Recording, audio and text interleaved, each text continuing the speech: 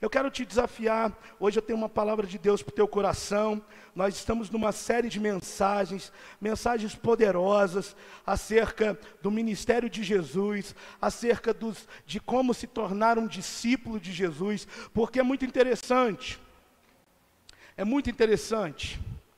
você parar para avaliar e ver que a salvação, ela é de graça. Se você for parar para pensar, quando você aceita o sacrifício redentivo de Jesus, Ele como seu Salvador, isso é de graça. Mas ser discípulo de Jesus custa muito caro. Estou para te dizer que ser discípulo de Jesus custa tudo. A salvação, ela é de graça. O senhorio, ele custa tudo. Porém, ser desse Jesus é já ter uma perspectiva de vitória. Por quê? Porque a Bíblia diz que nele nós somos mais do que vitoriosos. Nele nós somos mais que vitoriosos. Nele, em Jesus, nós somos mais do que vitoriosos. É em Jesus que nós somos mais do que vitoriosos. E como é bom ser desse Jesus. Eu quero hoje compartilhar uma palavra com você. Ela está no livro de Atos. Eu quero muito que você, prepare o teu coração para receber essa mensagem. Deus nos entregou essa mensagem, ela é a segunda da série, e hoje eu vou falar sobre um método de Jesus, dele fazer discípulos, treinar discípulos. Assim como eu e você, nós somos treinados, aperfeiçoados no corpo, por Jesus. Você hoje vai saber como que se dá isso. Você vai ser encorajado e muitíssimo desafiado a viver como discípulo. Não a viver como um conhecido, como um amigo distante, ou como um companheiro. Mas não, você vai ser desafiado a viver como discípulos. Por quê? Porque Deus te chamou para viver acima das circunstâncias. Deus te chamou para viver acima daquilo que o teu olho está vendo. Deus te chamou para você viver acima de diagnósticos médicos, acima do que o vizinho diz. Deus te chamou para viver acima do que aquilo a tua visão natural está vendo. Deus te chamou para caminhar no sobrenatural. Amém? Você pode estar sentado mesmo, haja visto você nesse momento de adoração, se entregou, estava se entregando aí em pé, mas que o teu coração esteja de pé, seu coração esteja reverente ao Senhor, para essa palavra, nesse momento. Atos capítulo 2, versículo 42, nós vamos ler do versículo 42 ao 47. Se você está com a sua Bíblia aí de papel, pode abrir em Atos. Se você está com a sua Bíblia digital, talvez no celular, talvez num dispositivo eletrônico, abra aí, para a gente poder ler, e você ser alimentado por essa palavra. Quero te dar esse minuto, para você poder abrir a sua Bíblia, porque eu tenho uma certeza e uma convicção muito poderosa, que o Senhor vai trazer algumas respostas para você nessa noite. Convicções serão firmadas na palavra para a sua vida. Amém? Vamos ler? Quem achou, diga amém.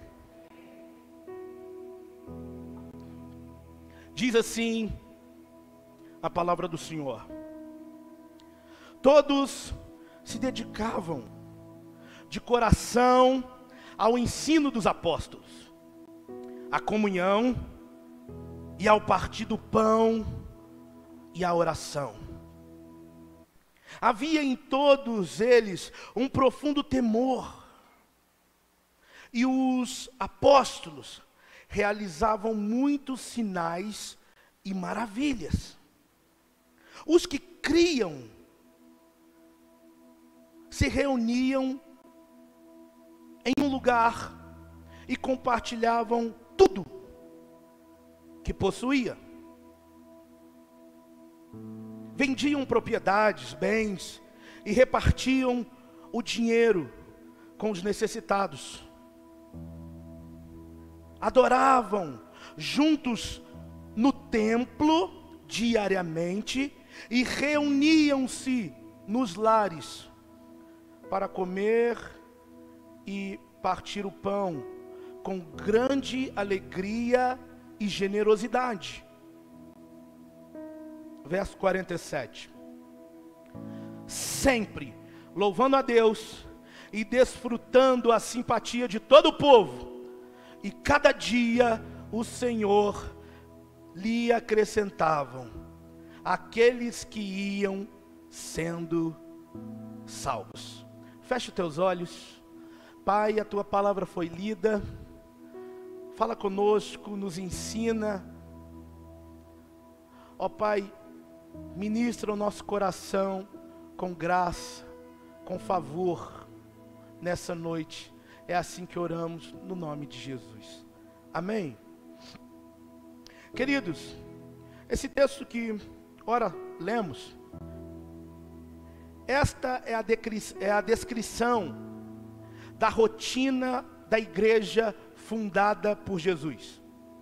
Esse texto de Atos, seu capítulo 2, ali do verso 42 ao 47, é exatamente a descrição de uma rotina de uma igreja saudável que foi fundada por Jesus.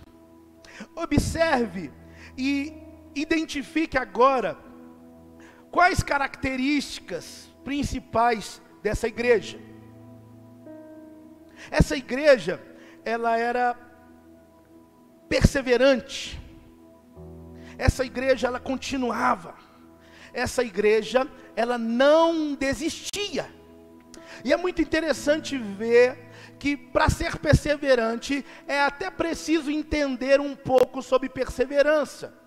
Porque existem coisas que são perseverança e existem coisas que são desobediências continuadas. Ou seja, tem gente que acha que está perseverando, mas na verdade está desobedecendo, porque Jesus talvez já deu outra direção e continua com aquele mesmo pensamento antigo. Mas essa igreja não, essa igreja ela perseverava. E eu quero te dizer, perseverava em quê? O texto destaca 4 coisas. E 4 coisas que nos encorajam a perseverar também. E é sobre isso que eu quero compartilhar com você, já aqui no início dessa mensagem. É necessário perseverar. Será que você pode dizer para alguém que está perto de você, fala assim, não desista. Não fala com ele, fala assim, não desista. Talvez diga para alguém perto de você, sendo um profeta de Deus, fala assim, persevera, persevera, persevera. Talvez essa é a palavra. Perseverar em quê? Essa igreja, ela perseverava na palavra. O texto está dizendo que ela perseverava na doutrina dos apóstolos. Está falando que ela perseverava na doutrina dos ensinos de Jesus. Nós precisamos perseverar na palavra.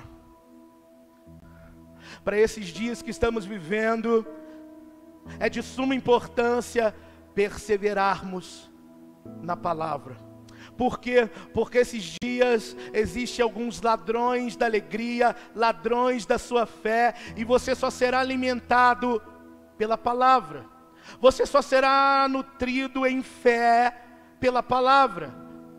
Porque a fé vem pelo ouvir a palavra do Senhor. Esse povo, ele perseverava na palavra. Segunda coisa, eles perseveravam na comunhão. Era uma igreja que perseverava na comunhão. Ou seja, ela não permitia intrigas, divisões, facções, rebeliões. Era um povo diferente, era um povo que perseverava na comunhão. Como é preciso para esses dias nós estarmos em comunhão. Pessoas têm estado sozinhas, aflitas, abatidas, com tantos problemas. E talvez esse é o momento de, além de perseverarmos na palavra, que é os ensinos de Jesus, seria tão bom se perseverássemos na comunhão, sem intrigas, sem divisões, sem fofocas, porque certamente se tenho comunhão com meu irmão, eu tenho mais bem para falar dele do que mal. Amém ou não? Até porque pessoas que falam mal dos outros com você, certamente vão falar mal de você para os outros.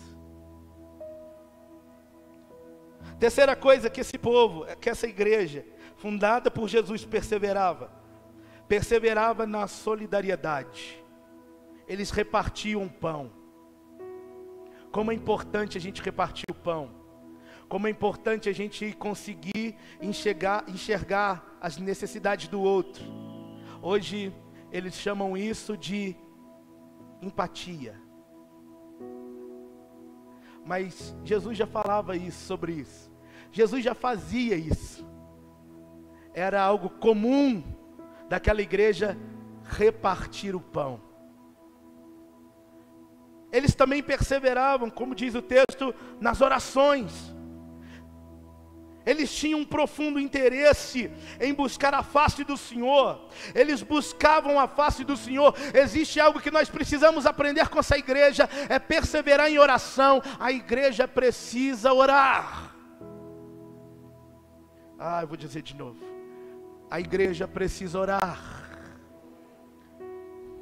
A igreja, ela não é uma instituição natural, ela é uma agência de Deus na terra. E nós precisamos nos mover em oração. Orar um pelos outros. Eu disse alguns domingos atrás que seria tão bom se na semana que se iniciou, você ligasse para alguém e, ao invés de contar as tuas circunstâncias e as suas causas, perguntasse à pessoa como que ela está. E ao final de ouvir todo o relatório, que quase sempre é um relatório de angústia, de pavor ou de perda por causa esse último ano de pandemia, quase todos têm uma perda. E talvez você orasse por ela, dizendo: Jesus sabe a sua dor. Jesus sabe a sua dor. Talvez eu não consiga mensurar a sua dor, mas eu quero te dizer que Jesus sabe a sua dor. Ele disse que haverá um dia que Ele enxugará dos nossos olhos toda lágrima. Haverá um dia que já não haverá mais lágrimas. Acredito que só vai haver se forem lágrimas de alegria. Eu não sei se você pode falar com alguém, diz assim: se prepare para o dia. Fala com alguém: se prepare para o dia que você vai chorar, só que de alegria. Só que de alegria. Aleluia. Essa igreja, quando que ela fazia isso? No verso 46 está escrito: diariamente. Onde que ela fazia isso? Nos templos e nas casas. E qual era esse resultado disso? Era uma igreja com bom testemunho na sociedade. Era uma igreja que alcançavam pessoas todo dia. Era uma igreja relevante. Sabe que eu tenho dito com alguns irmãos que Belo Horizonte não precisa de mais nenhuma igreja. Não precisa. Belo Horizonte só precisam de igrejas relevantes. Gente, tem muita igreja boa por aqui. Eu não sei se você sabe, mas houve um tempo que Belo Horizonte foi considerada a capital da adoração. Tantos ministérios poderosos, tanta gente usada por Deus, tanta gente maravilhosa, tantas igrejas boas, tantas igrejas cheias do Espírito Santo. E o Senhor te trouxe esse lugar para te dizer: precisamos ser uma igreja relevante. Precisamos ser uma igreja que persevera, precisamos ser uma igreja que ora, precisamos ser uma igreja que compartilha o pão, precisamos ser uma igreja que pensamos no outro, a despeito de nós mesmos. Precisamos, na verdade, voltar ao início, a voltar a nos reunir nos templos e nas casas. Amém? Deus tem colocado isso ultimamente sobre o nosso coração. É tempo de voltar ao modelo da igreja primitiva, nos templos e nas casas. Podemos aprender muito, coisas muito importantes aqui sobre esse modelo. Precisamos nos perguntar, nos indagar, nos questionar e falar: o que então é a igreja? A igreja é o templo? Ou a igreja são as casas? Na verdade, nenhum nem outro. A igreja são as pessoas que se reúnem em torno do nome de Jesus. A igreja, na verdade, como diz o verso 44 desse mesmo texto, todos os que criam estavam reunidos. A igreja é cada um que crê no Senhor Jesus Cristo. A igreja é o ajuntamento dessas pessoas. Será que agora, hoje aqui eu posso dizer que aqui é uma igreja relevante? Será que eu posso dizer, porque a igreja é você, quando se reúne em torno do nome de Jesus? A igreja é um grupo de pessoas que tinham uma estratégia para cumprir sua missão na terra. Qual estratégia é essa, pastor? Elas se reuniam nos templos, nos espaços físicos públicos, mas também se reuniam nas casas. Com quem será que aquele povo aprendeu isso? Com quem será que os apóstolos aprenderam isso? Certamente foi com Jesus. Jesus era alguém que liderava um pequeno grupo. Jesus era alguém que ensinava no templo e nas casas. Mas por que Jesus tinha um pequeno grupo? Por que Jesus se importava tanto em nos ensinar esse padrão? Jesus, ele queria dizer algo, porque Jesus, ele sempre foi intencional. Jesus, ele era pedagógico. Jesus, ele queria nos ensinar algo para que pudéssemos fluir nele. Jesus, ele montou o pequeno grupo dele. Está lá em Lucas. Se você pode, abra em Lucas 6:12. Esse foi o pequeno grupo de Jesus, o PG de Jesus, talvez a célula de Jesus, talvez o grupo de comunhão de Jesus, talvez o grupo de ensino de Jesus. Olha só, Lucas 6, capítulo 6, verso 12 e 13, diz assim: certo dia, pouco depois, Jesus subiu ao monte para orar e passou a noite orando. Ele passou o quê? A noite toda orando. Verso 13: quando amanheceu, reuniu seus discípulos e escolheu 12 para serem apóstolos, e esses são o seu nome. Somente até aí. Jesus começou a ensinar e ele atraiu uma multidão. Jesus atraiu uma multidão. Por quê? Porque a palavra de Jesus, ela é maravilhosa.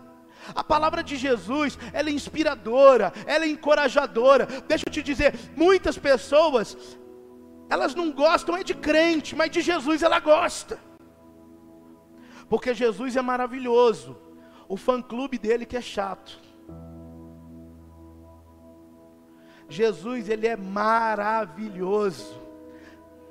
Todos que tiveram um encontro com Jesus saíram transformados, impactados, diferentes. Sabe que as pessoas, elas estão ansiosas por Jesus, mas talvez o nosso não testemunho, ou o nosso testemunho não legal, afastam as pessoas desse Jesus. Chegou o tempo talvez da gente se alinhar, sabe, como um profissional de quiropraxia, que pega e ele alinha a coluna do paciente, para que ela fique direito. Talvez hoje é o tempo da gente se alinhar e se tornar uns discípulos de Jesus, que as pessoas, elas querem ouvir da nossa boca falar desse nome, porque esse nome, de verdade, ele é maravilhoso. Maravilhoso. Ele é conselheiro. Ele é Deus forte. Ele é Pai da eternidade. Ele é príncipe da paz. Ele é o alfa, ele é o ômega, ele é o princípio, ele é o fim, ele é a rocha inabalável, ele é a brilhante estrela da manhã, ele é o que era, o que é e o que há de vir. Uau! Ele é! Esse Jesus, ele é maravilhoso. Quando ele começa a pregar, ele atrai as multidões, e ele percebeu que seria mais contundente para multiplicar essa mensagem, seria mais intencional e efetivo se ele separasse um grupo para treinar, para compartilhar, um pequeno grupo. Ele veio salvar e ele precisava que seu evangelho fosse levado depois dele, depois dos dias que ele se entregasse na cruz. Ele orou uma noite inteira ao Pai, e quando amanheceu, ele tinha recebido uma resposta. Eu quero dizer para você, meu irmão, minha irmã, que quando você ora, você obtém uma resposta. O problema nunca foi Deus parar de falar, o problema foi a gente parar de ouvir, porque falar, ele continua falando. Amém ou não? Deus, ele continua falando. Por quê? Porque a palavra diz que ele não muda, ele é imutável. Talvez foi a gente que parou de ouvir. Jesus, ele ora a noite toda, amanhece, e ele tem uma resposta. Qual resposta? Levante um pequeno grupo, ande com eles, cuide deles, ensine eles, treine eles e envie eles.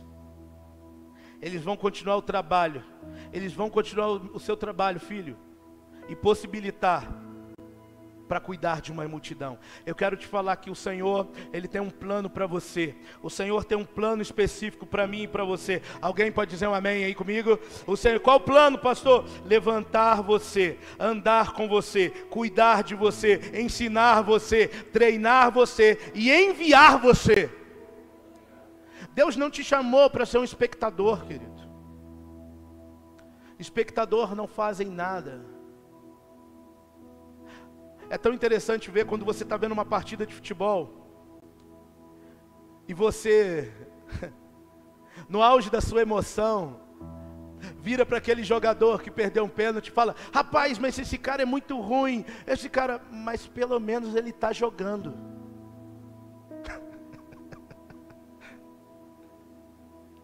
Porque da arquibancada é muito fácil falar, na arquibancada todos são especialistas.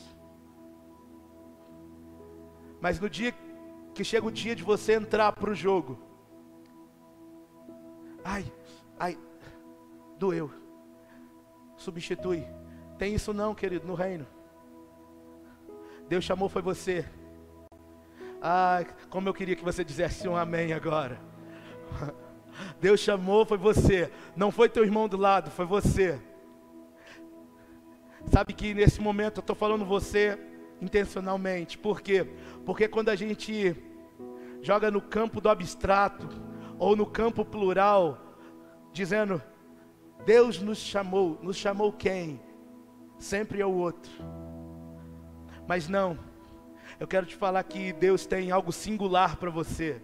É você e Ele escolheu, foi você, Ele chamou, foi você. No dia que você, antes mesmo de você nascer, na barriga da tua mãe, Deus já tinha escrito todos os seus dias na palma das mãos dEle. Você foi escolhido, você foi chamado, foi você.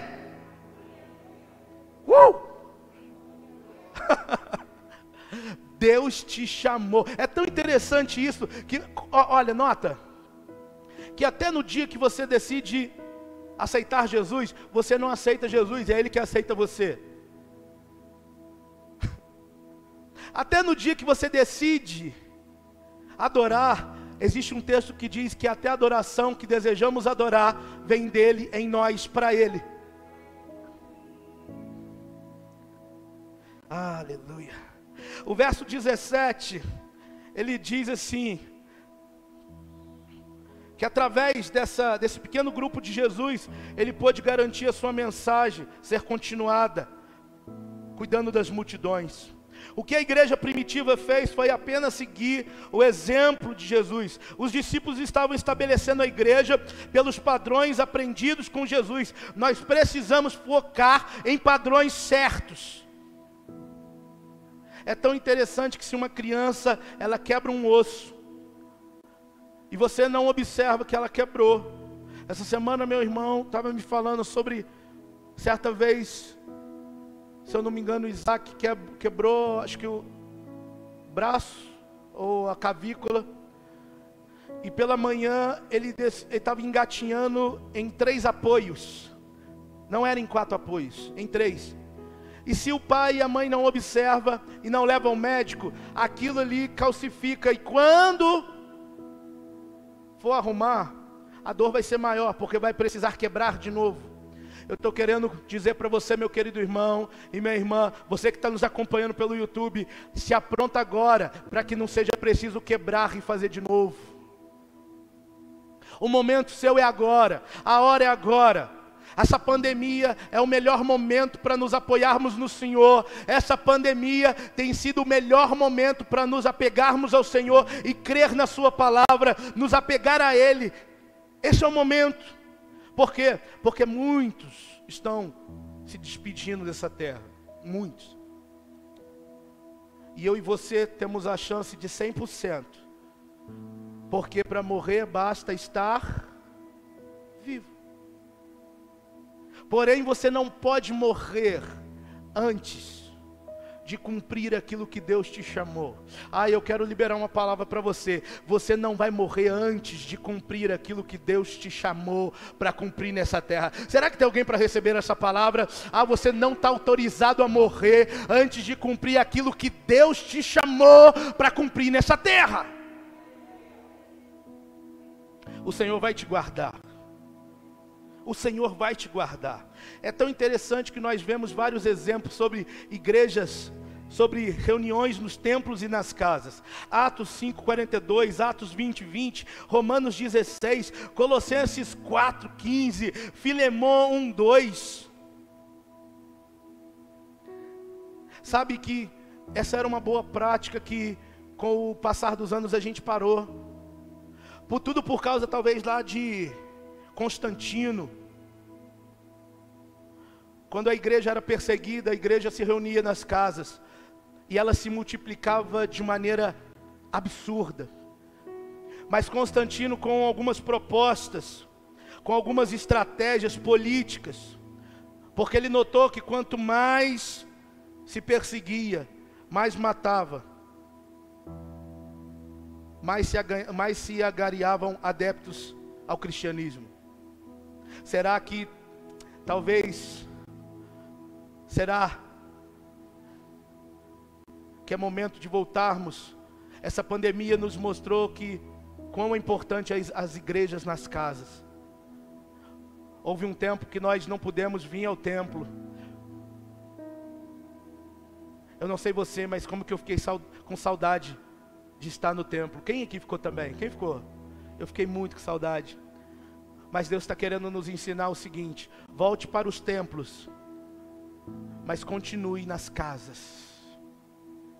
Deus tem nos direcionado isso.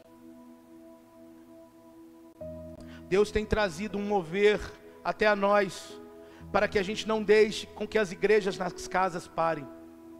Deus tem colocado uma direção no nosso coração, como igreja, como equipe pastoral, a começarmos alguns cultos nas casas.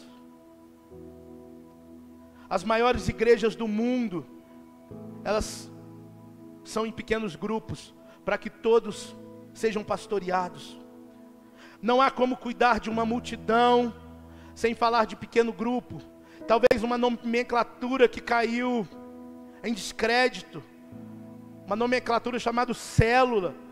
Mas para trazer um entendimento de corpo, nós sabemos que as células, elas pertencem ao corpo. Não há como ganhar uma multidão sem falarmos de células, sem falarmos de pequenos grupos.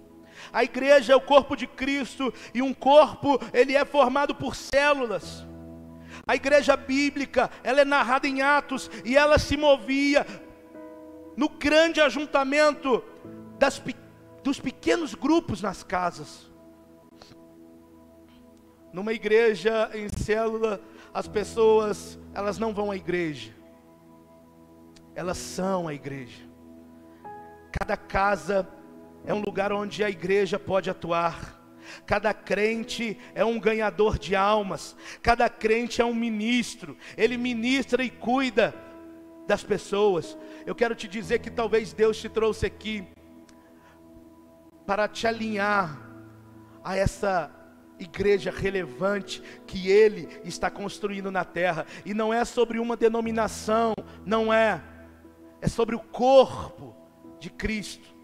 Não é sobre uma placa, ou sobre um nome, ou sobre um modelo, porque homens estão procurando grandes modelos, mas Deus está procurando grandes homens. Como que nós podemos cuidar de uma cidade? Como que uma cidade pode ser transformada? Eu não sei você, mas como que o teu bairro, como que a tua rua, como que a tua cidade possa ser transformada? Já parou para pensar? Eu tenho uma resposta para você. Quando as pessoas que vivem nessa cidade forem transformadas. Ah, meu irmão, se você for transformado, acabou. Se você for transformado, você vai contagiar as pessoas lá no seu serviço, lá na sua faculdade, lá no seu emprego. Se você for transformado, as pessoas vão querer saber desse Jesus. Elas vão olhar para você e vão falar para você: eu não sei o que você tem, eu estou olhando alguma coisa em você, eu não sei o que é. Mas tem algo especial. Essa semana, na segunda-feira, eu fui pegar um transporte, e uma pessoa disse assim, conversando um pouco comigo, e ela disse para mim: Maria, eu não sei, eu vou te levar, porque o meu santo bateu com o seu. Aí eu estou pensando assim, eu não sei que santo que ele está falando, a não ser se for o Espírito Santo. Se for o Espírito Santo, e aí vai bater, porque o Espírito testifica. Você vai caminhar tão cheio de Deus, que as pessoas vão olhar para você e dizer: ali vai um santo homem de Deus, ali vai uma mulher de Deus, ali vai uma santa mulher de Deus. Por causa da sua posição, por causa da tua postura e por causa da tua decisão. Deus tem nos levado a tomar algumas decisões nesses dias, e a melhor decisão que você pode tomar é se render aos pés do Senhor. Não tem para quem ir. Olha a tua vida, você lembra da tua vida sem Jesus? Tem gente que achava que era boa. Não era não. Não era. A nossa vida só passou a fazer sentido depois do dia que Jesus nos encontrou. A sua vida só faz sentido porque Jesus já te encontrou. A sua vida pode se tornar uma inspiração para a vida de outros, porque Jesus te encontrou. Você pode ser alguém que melhora a vida dos outros, não por capacidades meramente humanas. Não. Você pode ser alguém que melhora a vida dos outros, porque Jesus melhorou a tua vida. Jesus transformou a tua história. Jesus fez com que você estava nu, Ele te vestiu. Você estava cego e agora vê. Você estava sem andar, coxo, e agora você pode se mover. Pastor, como que é isso? Isso para quem não crê é loucura. Mas para nós, a mensagem da cruz, ela é poder de Deus. A mensagem da cruz, para quem não crê, ela é loucura. Mas para nós, ela é poder de Deus. A igreja tem a ordem de Deus para fazer isso na terra. A igreja tem as ferramentas de Deus para fazer isso na terra. Quem é a igreja? Diga assim, sou eu. Fala assim, bata no peito, fala assim, eu sou a igreja. Diga assim comigo, eu tenho todas as ferramentas para impactar a minha cidade. Eu creio. A igreja, ela tem as pessoas para fazer isso. Eu quero desafiar muito você, querido, a dar esse passo de entendimento e de comprometimento. A igreja, ela precisa sair da grande omissão e entrar na grande comissão. A igreja, ela precisa receber e aplicar a ordem que foi dada do céu. Ide! Deixa eu te falar, querido. Sim, eu creio muito no ide. Mas antes do ide tem um vinde. Para ir você vai ter que ter vindo. Talvez você não vai porque nunca veio.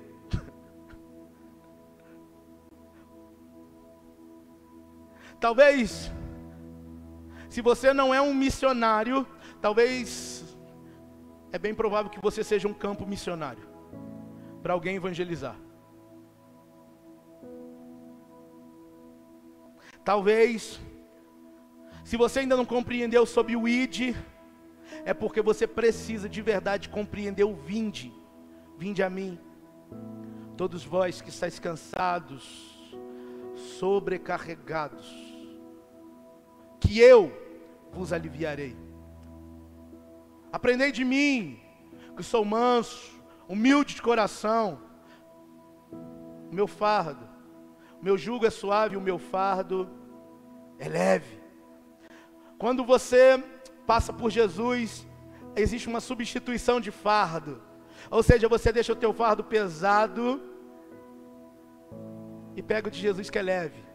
A porta é estreita, mas o fardo é leve. A porta, ela é estreita, mas o fardo é leve. Ela é leve. Então talvez essa compreensão hoje vai descer de uma forma sobrenatural sobre o teu coração, sobre a tua mente, de você se responsabilizar em ir, porque você já veio e já trocou, substituiu o fardo. Você deixou o seu fardo pesadíssimo, a vida com que você levava super pesada, e decidiu inaugurar uma nova vida em Deus, no qual agora é leve. É tão interessante que viu o apóstolo Paulo falando sobre a tribulação, que são as circunstâncias da vida, né? Ele diz que essa leve e momentânea tribulação produzirá em vós um peso de glória. Ou seja, se é leve você aguenta, se é momentânea vai passar. Quero te dizer, vai passar. Talvez você que chegou aqui com algumas demandas por fazer, algumas entregas a realizar, eu quero te dizer algo.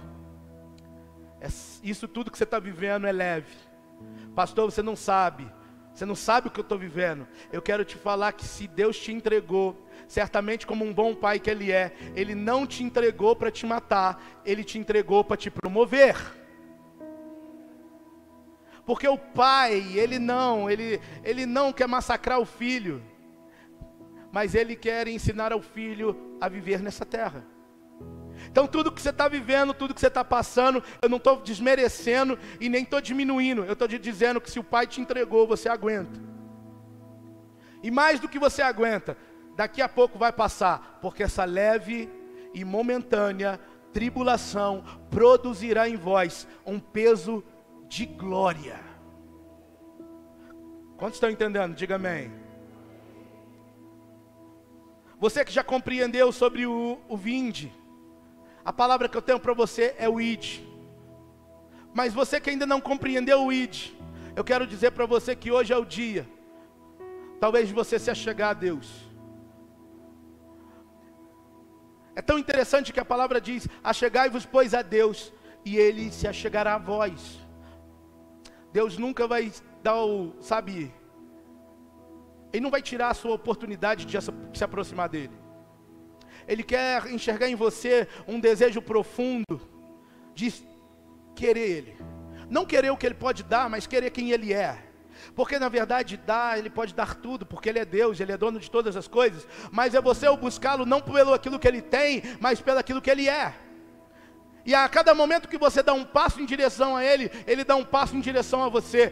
Você dá um passo em direção a Ele, Ele dá um passo em direção a você. Você dá um passo em direção a Ele, e Ele dá um passo em direção a você. Eu não sei se você está entendendo, mas eu estou profetizando um encurtamento entre você e Deus nessa noite. Eu estou entregando uma palavra que à medida que você caminhar para Deus, Deus caminha para você.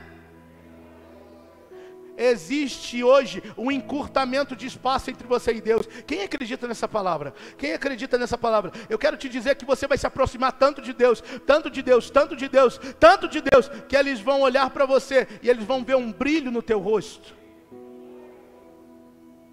A estratégia já foi dada, querido, por Jesus e reproduzida pelos apóstolos. O resultado foi uma igreja viva, vibrante, que crescia todos os dias. Mas agora vem a pergunta e eu encerro essa mensagem dessa noite. Quem vai obedecer às ordens de Jesus? Quem vai seguir os exemplos de Jesus? Quem quer dar os seus dons? Quem de nós quer entregar os seus dons e talentos para ser um parceiro de Deus? Eu acredito firmemente que Deus está chamando hoje gente aqui para ser um cooperador dele na salvação das pessoas dessa cidade. Vou dizer de novo. Eu acredito firmemente que sobre o lugar que Deus te estabeleceu, Ele te chama nessa noite para ser um cooperador. Ele vai estar contigo. Ele disse que estaria. Ele disse: eis que estou convosco. Segunda, quarta e sexta? Não, eis que estou convosco. Terça e quinta? Não, eis que estou convosco, Luiz, todo domingo, 18 horas. Certamente que não. Ele diz: eis que estou convosco todos os dias. Eu não sei se isso te empolga. Eu não sei se isso te anima. Mas Ele diz: eis que estou convosco todos os dias, até a consumação dos séculos.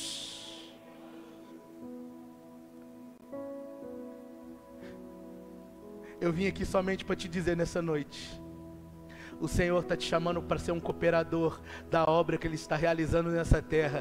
Deus, eu só vim aqui te dizer nessa noite que Deus está te chamando para ser um cooperador. Eu só vim te dizer aqui nessa noite que há um privilégio extraordinário em participar daquilo que Deus está fazendo. Há um privilégio extraordinário em fazer parte daquilo que Deus nos chamou para fazer. Há um privilégio em fazer parte de um exército que já ganhou. Há um privilégio em fazer parte de uma família que só vai crescer. Há um privilégio em fazer parte de alguém que será nutrido, amparado, suprido pelo bom Pai, o Pai da eternidade. Há um privilégio. Eu não sei você, mas dá uma respirada aí, vai. Faz assim. Agora fala assim: ainda bem que Jesus me escolheu. Amém. Ainda bem que Jesus te escolheu. E porque Ele vive, eu posso crer no amanhã.